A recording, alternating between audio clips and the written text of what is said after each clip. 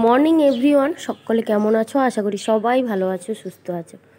তো সকাল সকাল দেখো, আমি একটা জিনিস তুলতে যাচ্ছি, তোমাদেরকে দেখাচ্ছি। তো আমি তো বাড়ির বাইরে আছি।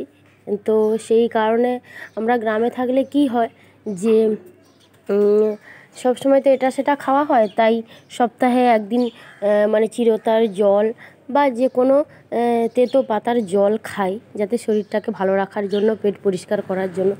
তো এইখানে যেহেতু বাবার কাছে আছি, শহরে আছি, তো সেটা সম্ভব নয়। কোথায় পাবো, বাড়ি থেকে তো আর আনা হয়নি। সেই জন্য দেখো, তো আমি এই ছাদে ঘুরতে ঘুরতে এই যে এই গাছটা দেখো, তো এইখান থেকে আমি এই পাতাগুলো তুলে নিয়েছি। আর এই গাছটা রেখেছি এখনও, যদি হয় আবার পরে। তো এইটা কিন্তু হলুদ দিয়ে খাবো। ঋদ্ধিসের বাবা হলুদ এনেছে তো ওকে খাওয়ানোর জন্য। তো এইটা দিয়ে হলুদ আর এইটা বেটে রস করে কিন্তু খাবো। আর আমরা গ্রামে থাকলে এগুলো খাই।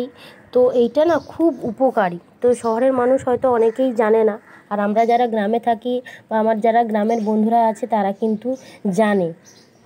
তো চলো, এইটা হলুদ আর এই পাতাটা বেটে রস করি। পাতাটা ধুয়ে নিয়েছি, আর এই যে কাঁচা হলুদ এনেছিল ঋদ্ধিসের জন্য। আসলে ঋদ্ধিস তো মিষ্টি এটা সেটা সবসময় খায়, ওকে আর পাতা রস করে দেওয়া হয় না। তো এই গাছটা যখন দেখতে পেলাম তখন ভালো লাগছিল যে না, একটু রস করে খাবো, আর ঋদ্ধিসকেও তো দেবো।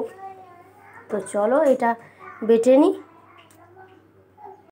এই আমার তেতো পাতার রস রেডি, এই যে দেখো। তো এইটা খাবো, আর ঋদ্ধিসও বসেছে।